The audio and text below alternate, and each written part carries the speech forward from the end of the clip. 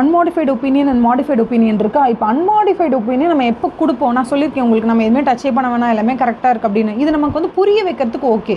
But எக்ஸாமில் இப்போ நம்ம எந்த வேர்டிங்ஸ் யூஸ் பண்ணி எழுதணும்னா, அன்மாடிஃபைடு ஒப்பீனியன் எப்போ கொடுப்பாரு, the auditor shall express unmodified opinion எப்போ, when the financial statements taken as a whole or free from material misstatement. அவ்வளோதான். அந்த ஒரு வார்த்தை நல்லா ஞாபகம் வச்சுக்கோங்க. பாருங்க, ஃபினான்ஷியல் ஸ்டேட்மெண்ட்டு இங்கே இருக்குது பாருங்கள்.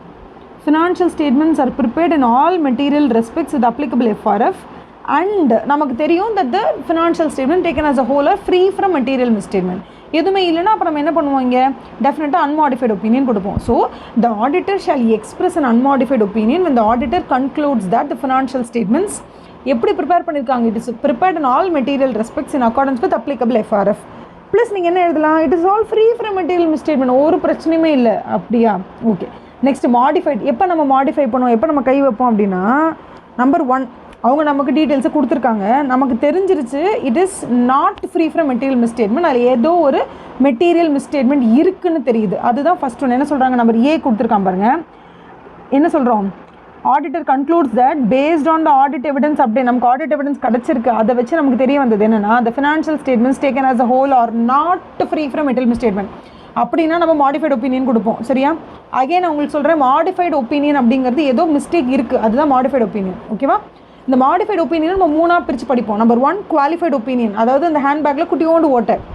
நம்பர் 2 அட்வர்ஸ் ஒப்பீனியன், எங்கள் இடத்துல நேராக கழியுது, அது அட்வர்ஸ் ஒப்பீனியன். 3வது ஹேண்ட்பேக்கே கொடுக்கலங்க, அப்புறம் எப்படி நான் வந்து ஹேண்ட்பேக்கோட குவாலிட்டியை பற்றி பேச முடியும் அப்படின்னு சொல்லக்கூடிய disclaimer of opinion. So modified ஒப்பீனியனில் உங்களுக்கு 3 விஷயம் இருக்குது. ஸோ நான் different types of audit report audio நான் உங்களை அந்த செஷன் அப்லோட் பண்ணியிருக்கேன், நீங்கள் அதை பார்த்தீங்கன்னா இந்த ஹேண்ட்பேக் எக்ஸாம்பிள் புரியும். ஒரு ஹேண்ட்பேக்கை கையில் கொடுத்துட்டு எப்படி இருக்குன்னு செக் பண்ண சொன்னால் நமக்கு 2 ஃபைண்டிங் இருக்குது. ஒன்று என்னென்னா, எல்லாமே பர்ஃபெக்ட்பா, ஜிப்பு கரெக்டாக இருக்குது, மெட்டீரியல் நல்லா இருக்குது, டிசைன்ஸ் நல்லா இருக்குது, எல்லாமே ஒரு ஹேண்ட்பேக் எப்படி இருக்கணும்னு கொடுத்துருக்காங்களோ அந்த மாதிரி இருக்குது. அப்படின்னா unmodified opinion, you don't have to say anything. மாடிஃபைடுன்னு வந்துச்சுன்னா 3 விதம் இருக்குது. நம்பர் 1 அந்த ஹேண்ட்பேக்கில் ஜிப்பு கரெக்டாக இருக்குது, எல்லாமே பர்ஃபெக்டாக இருக்குது, ஆனால் ஒரே ஒரு ஓட்டை அடியில் இருக்குது. அப்படின்னா அது என்ன அர்த்தம், இந்த ஓட்டையை தவிர மற்ற எல்லாம் நல்லா இருக்குது அப்படி நம்ம சொல்லணும்னா அதுக்கு பேர் தான் குவாலிஃபைடு ரிப்போர்ட் அப்படின்னு சொல்லுவோம். அதாவது 90% ஓகே, ஒரு 10% மிஸ்டேக் இருக்குது, அந்த மாதிரி அர்த்தம் அது. அடுத்தது என்னென்னா, ஒரு ஹேண்ட்பேக்னு ஒன்று கொடுத்தானுங்க, அது ஹேண்ட்பேக்காது அப்படின்னு நீங்கள் கேட்டிங்கன்னா அது அட்வர்ஸ் ஒப்பீனியன்.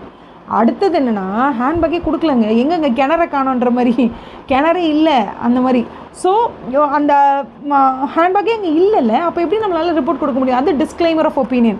மறுபடியும் சொல்கிறேன், மாடிஃபைடு ஒப்பீனியன் அப்படிங்கிறது ஹெட்டிங்கு, அதுக்கு கீழே நமக்கு 3 டிஃப்ரெண்ட் டைப்ஸ் ஆஃப் ஒப்பீனியன் நம்ம கொடுப்போம். குவாலிஃபைடு ஒப்பீனியன், அட்வர்ஸ் ஒப்பீனியன், இன்னொன்று டிஸ்க்ளைமர் ஒப்பீனியன்.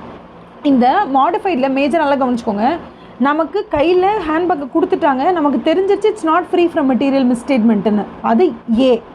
பி என்ன திரும்ப சொல்கிறாங்க, ஹேண்ட்பேக்கே கொடுக்கலங்க அப்படிங்கிறாங்க. அதுதான் என்ன சொல்கிறாங்க பாருங்கள், auditor is unable to obtain sufficient appropriate audit evidence to conclude that the financial statements are free from material misstatement. See, ஒரு ஃபினான்ஷியல் ஸ்டேட்மெண்ட்ஸ் வந்து ஃப்ரீ ஃப்ரம் மெட்டீரியல் மிஸ்டேட்மெண்ட்னா தான் நான் அன்மாடிஃபைடு ஒப்பீனியன் கொடுக்க முடியும்.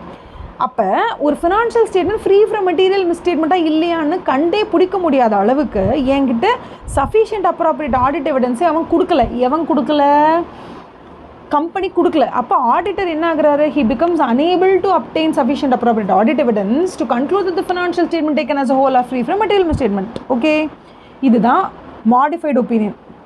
இதுதான் உங்கள் எஸ்ஏ 705ல் உங்களுக்கு சொல்லியிருக்காங்க. ஓகேவா, தேங்க்யூ ஸோ மச்.